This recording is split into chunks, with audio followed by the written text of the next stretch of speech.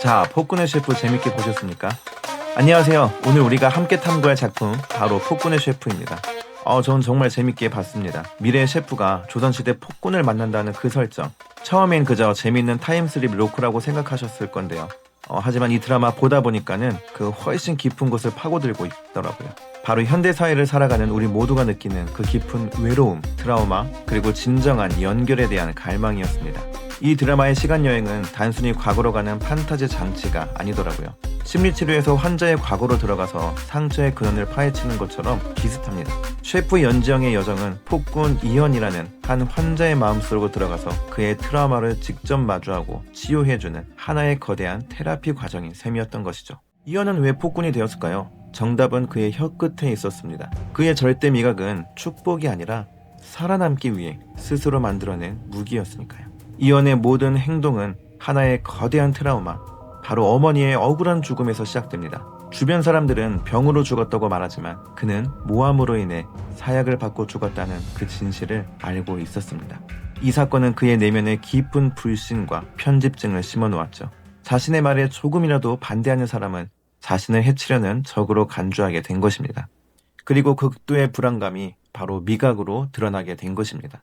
이것은 미식가의 섬세한 혀가 아니라 복살의 위협 속에서 살아남기 위한 생존 본능, 즉 일종의 방어기조였던 것이죠. 방어기조로서 절대 미각을 얻게 된 것이었습니다. 심리학적으로 극심한 트라우마는 감각을 병적으로 예민하게 만드는 과각성 상태를 유발합니다. 왕에게 있어 가장 큰 위협은 음식에 담긴 독이었기에 그의 미각은 세상의 모든 위협을 감지하는 레이더가 되어버린 것입니다. 그래서 그는 영혼 없이 완벽하기만 하는 음식에 감동하지 않아요. 음식에 담긴 아주 작은 의도, 감정, 그리고 진심까지 감지해내기 때문입니다. 그의 절대 미각은 상처의 증거이자 동시에 치유의 유일한 열쇠였던 것이었습니다. 눈물과 웃음, 그리고 트라우마와 승리, 그 모든 사람이 무너진 마음을 다시 일으키는 5가지 핵심 요리를 추적해 봅니다.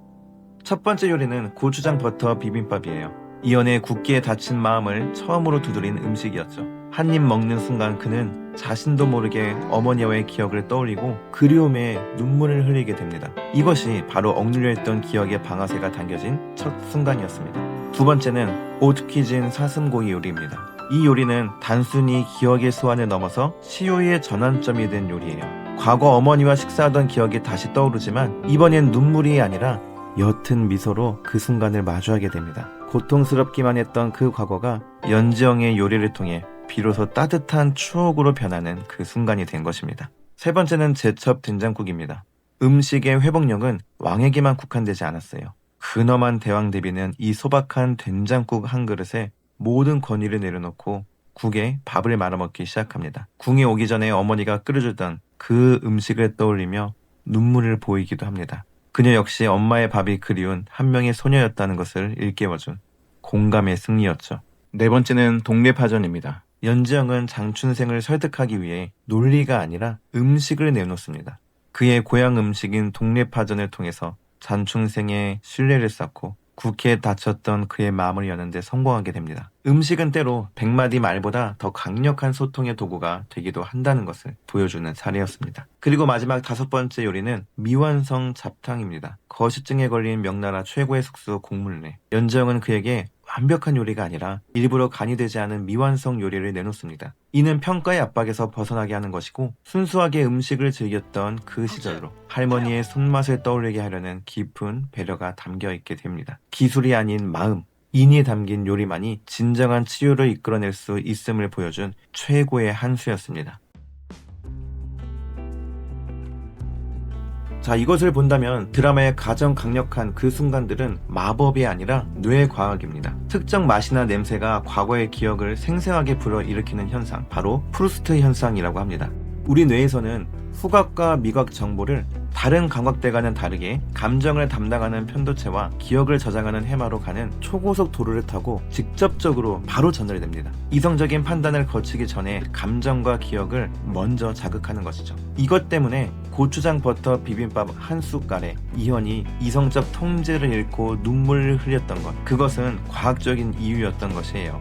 혀 끝의 미각이 그의 뇌 속으로 곧바로 전달되어서 잠들어 있던 어머니에 대한 기억과 그 슬픔을 소환하게 된 것이죠. 이 원리는 실제 치료에도 사용이 된다고 합니다. 치매 노인을 대상으로 푸드아트 테라피는 음식을 통해서 과거 기억을 자극하고요, 우울감을 개선하는 효과가 이미 입증이 되었습니다. 폭군의 셰프 속의 연정의 요리는 단순한 드라마적 상상력이 아니라 과학적 원리에 기반한 매우 정교한 심리 치료라고 볼 수도 있는 것입니다. 우리는 요리가 단순히 배고픔을 해결하는 도구가 아니라 어떻게 기억을 깨우고 상처를 치유하는지, 그리고 강력한 도구가 되는지를 알아보았습니다. 연재영은 요리가 사람을 살리는 가장 따뜻한 방법이라는 것을 증명한 것입니다. 하지만 궁궐 가장 어두운 곳에선 또 다른 의미의 요리가 꿈틀대고 있었습니다.